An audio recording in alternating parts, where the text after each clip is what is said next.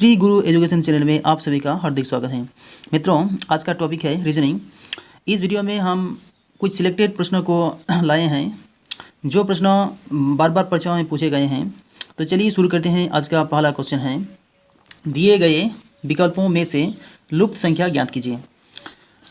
देखिए, लुप्त संख्या कहाँ है? ये प्रश्न चिन्हों के स्थान पर लुप्त संख्या है, तो इस स्थान के संख्या को हमें निकालना है। तो चलिए देखते हैं कैसे निकालता है। देखिए, 8, 17, 33, 12, 5, 29, मतलब इधर संख्या बढ़ रही है, इसलिए हम लोग इस दिशा में हल करेंगे। तो देखिए, 8 और 17 को क्या किया गया है कि 33 आया है, 12 और 5 को क्या किया गया है कि 29 आया है।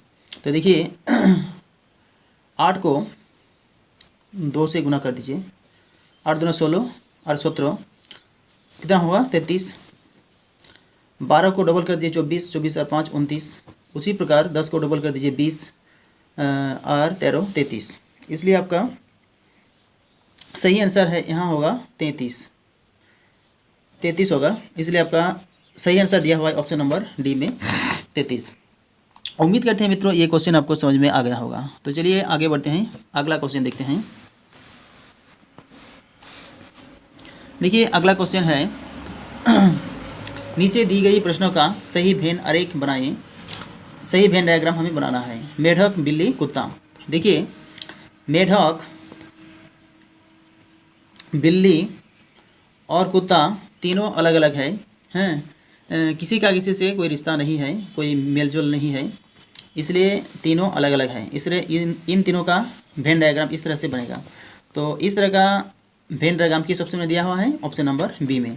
इसलिए ऑप्शन नंबर बी होगा आपका सही आंसर। तो चलिए आगे बढ़ते हैं, अगला क्वेश्चन देखते हैं। मित्रों, अगला क्वेश्चन है, नीचे दी गई प्रश्नों में प्रश्न चिन्ह के स्थान पर कौन सी संख्या आएगी? इस प्रश्न चिन्ह के स्थान पर कौन सी संख्या आएगी? तो देखिए, 95 और 105 में इसका रिलेशन कैसा है, इसको पहले देखिए। 95 और 105 इसको आपस में जोड़ दीजिए तो कितना होगा? 200 होगा। उसी प्रकार इस रेशियो को यहाँ लाना होगा, 200 ही लाना होगा। तो देखिए, 89 में 111 जोड़ देंगे तो कितना होगा? 200। इस प्रकार इस प्रश्न चिन्ह के स्थान पर होगा 111, जो आपका ऑप्शन नंबर सी में दिया हुआ है। उम्मीद करते हैं मित्रों ये क्वेश्चन भी आपको समझ में आ गया होगा। तो चलिए आगे बढ़ते हैं, अगला क्वेश्चन देखते हैं। अगला क्वेश्चन है, दिए हुए विकल्पों में से लुप्त संख्या ज्ञात कीजिए। इस प्रश्न चिन्ह के स्थान पर कौन सी संख्या आएगी, ये हमें पता लगाना है।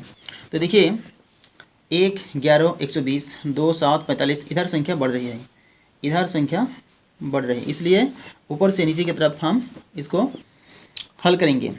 1 और 11 को क्या किया गया है कि 120 आया है। उसी प्रकार 2 और 7 में क्या किया गया है कि 45 आया है। उसी प्रकार इस यहाँ भी उसी ट्रिक को या उसी एक्टिविटी को लगाना है। तो चलिए देखते हैं। देखिए, 11 का स्क्वायर माइनस 1 का स्क्वायर कर दीजिए। 11 का स्क्वायर मतलब 121, 1 का स्क्वायर 1, इसको घटाने पर कितना होगा? 120 है। उसी प्रकार 7 का स्क्वायर माइनस 2 का स्क्वायर, 7 7 49 और 2 दूना 4, 49 से 4 घटाने पर 45 है। इसी प्रकार क्या करेंगे? 5 का स्क्वायर माइनस 3 का स्क्वायर करेंगे, 5 5 25 और 3 3 9, मतलब 16 होगा। यहाँ इस लुप्त स्थान पर 16 आएगा। इस प्रकार आपका सही आंसर है 16, ऑप्शन नंबर बी में दिया हुआ है। उम्मीद करते हैं मित्रों ये क्वेश्चन आपको समझ में आ गया होगा। तो चलिए अगला क्वेश्चन देखते हैं। अगला क्वेश्चन है, कुछ समीकरण एक विशेष प्रणाली के आधार पर हल किए गए हैं, उसी आधार पर अनुत्तरित समीकरण का सही उत्तर ज्ञात कीजिए। देखिए, 45 स्टार 3 बराबर 6, 110 स्टार 5 बराबर 4, 208 स्टार 4 बराबर कितना होगा? तो देखिए, 45 और 3 को क्या किया गया है कि 6 आया है।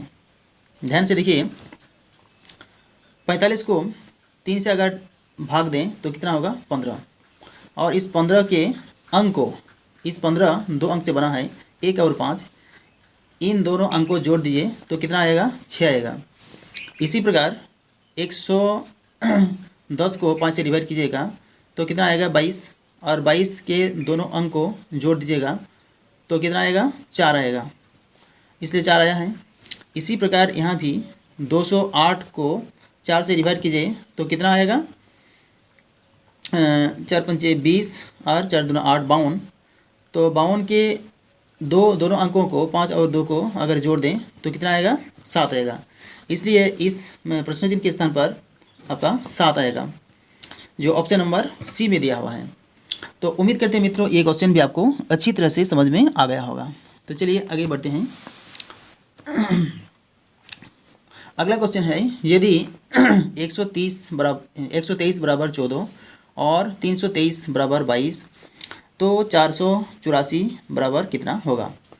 तो देखिए 1, 2, 3 को क्या किया गया है कि 14 आया है, 323 को क्या किया गया है कि 22 आया है। उसी प्रकार इस नियम को यहाँ लागू करेंगे। तो देखिए 1 का स्क्वायर कीजिए 1 ही आएगा, 2 का स्क्वायर कीजिए 4 आएगा, 3 का स्क्वायर कीजिए 9 आएगा, और सबको जोड़ दीजिए, 9 4 13 1 14। यहाँ भी 3 तिया 9, 2 दूना 4 और 3 तिया 9, 9 9 18 और 4 22 आया है। उसी प्रकार यहाँ भी करना है, 4 चौके 16 और ये 4 चौके 16, 8 8 64, तो 6 4 10 और 6 16, 7 8 9 96। तो यहाँ आएगा आपका 96, इस प्रश्न चिन्ह के स्थान पर आएगा 96, इसलिए ऑप्शन नंबर सी में दिया हुआ है 96। सी ऑप्शन होगा आपका सही आंसर। तो उम्मीद करते हैं मित्रों ये क्वेश्चन भी आपको समझ में आ गया होगा। तो चलिए आगे बढ़ते हैं। अगला क्वेश्चन है, यदि किसी महीने की 4 तारीख को शनिवार है तो उसी महीने के 25 तारीख के 2 दिन बाद, देखिए 25 तारीख के 2 दिन बाद, 25 तारीख के 2 दिन बाद, इन शब्दों को थोड़ा ध्यान से देखिएगा। 25 तारीख के 2 दिन बाद कौन सा दिन होगा। देखिए बहुत से स्टूडेंट गलती कर देते हैं यहीं पर कि 25 के बाद 2 जोड़ देते हैं और उनका बार निकाल देते हैं और गलत हो जाता है।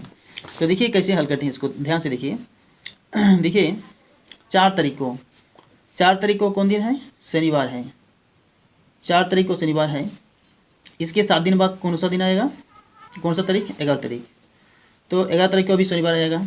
इसके फिर 7 दिन बाद 18 तारीख आएगा, 18 तारीख को भी शनिवार आएगा। इसके ठीक 7 दिन बाद कितना आएगा, 25, और 25 तारीख को भी शनिवार ही आएगा। तो देखिए 25 तारीख के 2 दिन बाद, 25 तारीख के 2 दिन बाद 26 तारीख, 27 तारीख, ये 2 दिन हो गए। 2 दिन बाद कौन तारीख आएगा, 28 तारीख आएगा। तो 28 तारीख को कौन दिन आएगा, 28 तारीख को कौन दिन होगा, देखिए 22 तारीख को शनिवार था, तो 26 तारीख को रविवार, सोमवार, मंगलवार, यानी 28 तारीख को होगा आपका मंगलवार।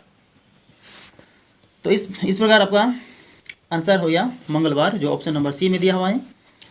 तो उम्मीद करते हैं मित्रों ये क्वेश्चन आपको समझ में आ गया होगा। तो चलिए अगला क्वेश्चन देखते हैं। अगला क्वेश्चन है, दिए गए विकल्पों में से विषम संख्या को चुनिए। विषम संख्या को चुनिए। देखिए विषम का मतलब यहाँ जो बाकियों से अलग है। तो देखिए 127 एक विषम संख्या है, यानी 127 को केवल 1 से भाग दिया जा सकता है और 127 से भाग दिया जा सकता है। इसको भी 1 से भाग दिया जा सकता है और 167 से भाग दिया जा सकता है। इसके अलावा किसी और संख्या से इसे भाग नहीं दिया जा सकेगा। और देखिए 149 इसको भी 1 से भाग दिया जा सकता है और 149 से ही भाग दिया जा सकता है।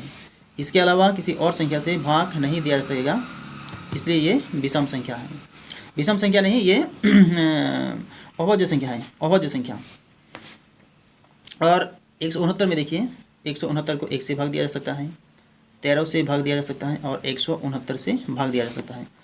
देखिए 1 और 169, इन दोनों के अलावा एक और संख्या 13 से भाग दिया जा सकता है, इसलिए ये 169 संख्या होगा भाज्य संख्या। तो ये संख्या इन बाकी तीनों से अलग है, इसलिए आपका सही आंसर हो जाएगा 169। ऑप्शन नंबर डी होगा आपका सही आंसर। तो उम्मीद करते हैं मित्रों ये सभी क्वेश्चन आपको समझ में आ गया होगा। अगर वीडियो अच्छा लगा तो वीडियो को लाइक कर दीजिए और अपने दोस्तों के साथ भी शेयर कीजिए ताकि उन्हें भी इस वीडियो का लाभ मिल सके। अगर इस चैनल में नए हैं तो चैनल को सब्सक्राइब कर दीजिए। अगर इस चैनल को सब्सक्राइब कर चुके हैं तो आपको दिल से बहुत बहुत धन्यवाद। तो वीडियो को शुरू से लेकर अंत तक देखने के लिए आपको बहुत बहुत धन्यवाद।